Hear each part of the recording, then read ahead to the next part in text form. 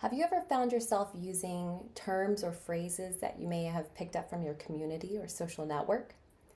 Have you ever stopped to consider the etymology of those terms or phrases or the impact they may have on those around us? We all know certain vocabulary that should never cross our lips and never be included in written text. We're aware of the potential negative connotations associated with those words.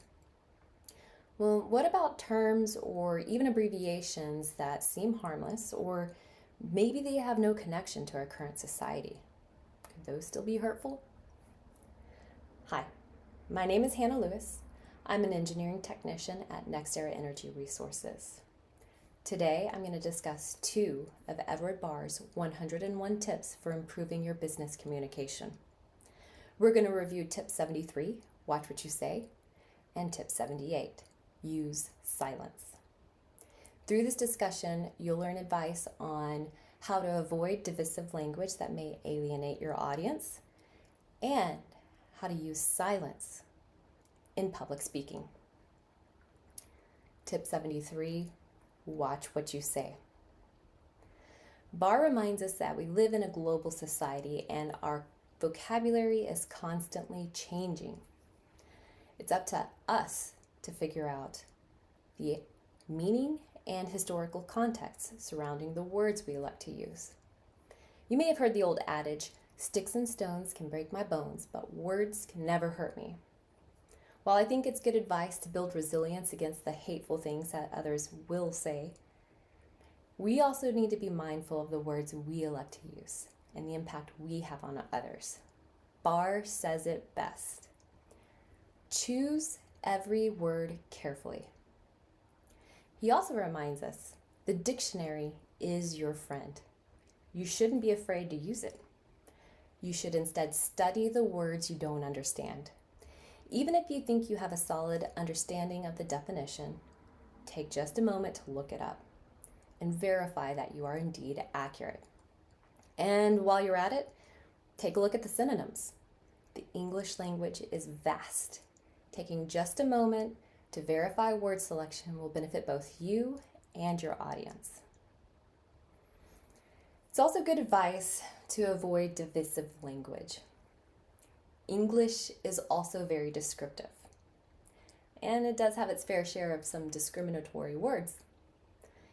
So even if a word seems innocuous, it's just best to steer clear.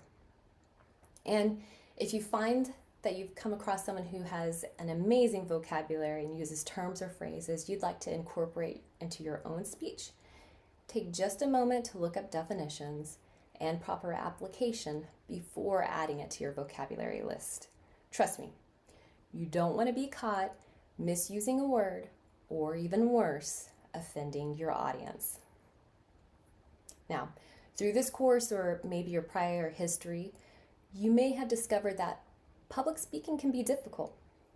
In fact, 75% of our population has a fear of public speaking. I, for one, fall into that statistic.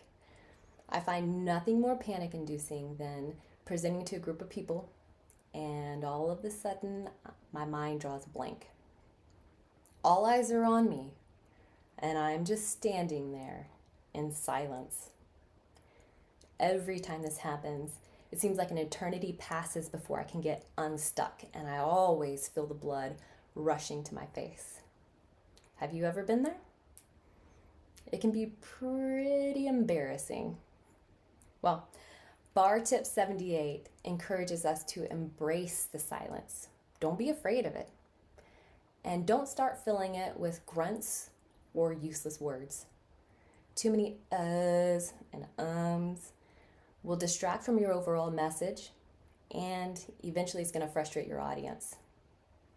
Used properly, silence can help you make your point. It allows your message to sink in with your audience. So practice your delivery, use varied speech and tone, and remember to use silence. There are 3 main takeaways that I'd like for you to get from this conversation today. First, choose your words wisely. Second, always look up definitions and synonyms. And third, learn to embrace silence. It just might be the most powerful tool in your toolbox. I encourage you all to accept this advice and the rest of the 101 tips that Barr gives us. Before you know it, you're going to distinguish yourself as a confident, capable communicator. Thank you.